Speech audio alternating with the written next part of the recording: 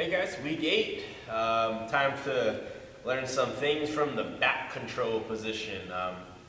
The back's a great thing. I mean, just purely, it's this huge advantage to be behind somebody fighting them when they can't see you. So Tyler's going to show some tricks for the control because, like I've been saying, especially this past couple weeks, controlling the position has to come before the submission.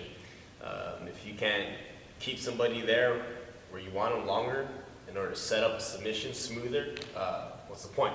So Tyler's going to show some back control position tricks, basic stuff, and then he's going to show the kind of classic go-to rear naked choke finish, a good solid choke from the back position. So without further ado, let's get some more going, guys.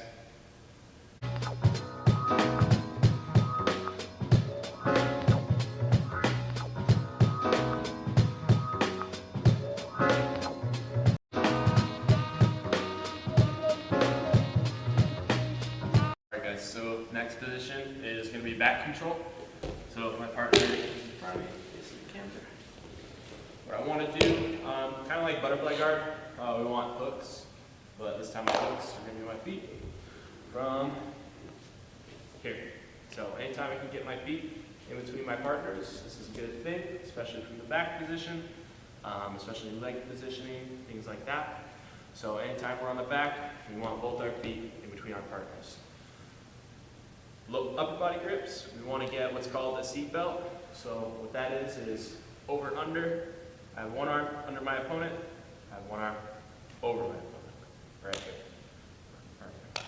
So for this position, I want my underside hand to cover my top side hand. We do that just because a lot of the times, especially with new people, when they're starting out and they try to hand fight in this position, in Blaine's spot, they're going to try to pin that hand down right there. Once they do, we're going to use this free arm to punch up and start initiating our choke. Okay, so I'm going to bring this arm up, I'm going to start to cross my wrists, and I'm going to start to squeeze my elbows together to finish for the choke. So we've got our hooks, our over-under control, and then our choke. When we go for this choke, we want to make sure that our elbow is in line pretty much with our partner's jaw right here, the chin. And then from there, like I said, I'm just going to cross my wrists, start to grab my shoulders, and I want to squeeze my elbows together here to get the tap.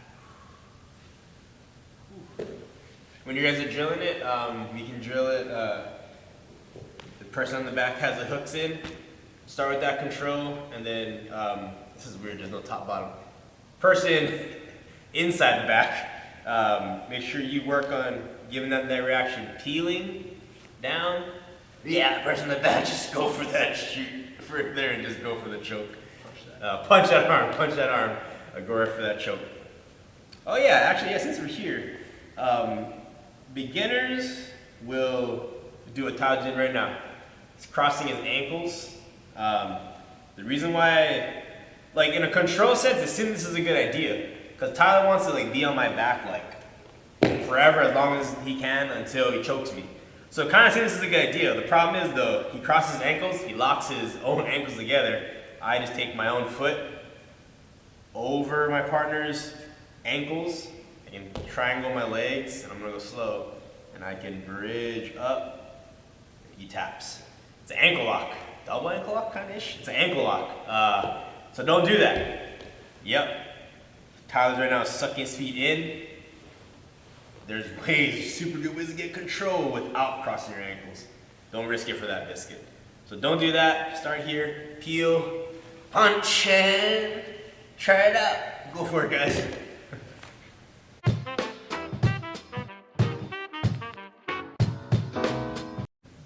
All right, guys, so back to the back position.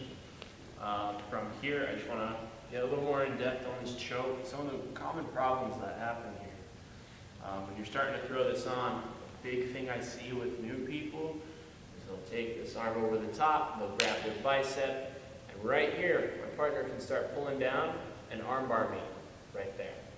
So we don't want to just give him this big lever for him to pull down on. That's why we're crossing the wrists here. That's why we're keeping that elbow out of the way. from here, I'm just going to go ahead and slide this hand to my far shoulder. As I do that, this hand goes to my other far shoulder. So right here, I'm just trying to continuously reach further and further past my shoulder, and then squeeze my elbows together. If for some reason that's not working, we're just going to add a little touch of my choking arm, elbow, rotating towards that same side shoulder. So we're squeezing, and then we're going to rotate at the same time. Another thing I see, which isn't that great, is people will go here. If I go here, he can scoop my head off, or my arm off his head, just like that, hit the arm bar again, any of that kind of stuff. So it's easy for him to access my arm and break this choke up if I keep this arm available for him to get. But if we cross our wrists and take this arm behind his head, he can't get this now. He's not going to be able to pull that out. My head's blocking everything. This choke is going to sink in. It's going to be set. So just remember, we don't want any of this. We don't want any of this. Cross that wrist, come all the way over, and finish from here. Do you guys choke each other?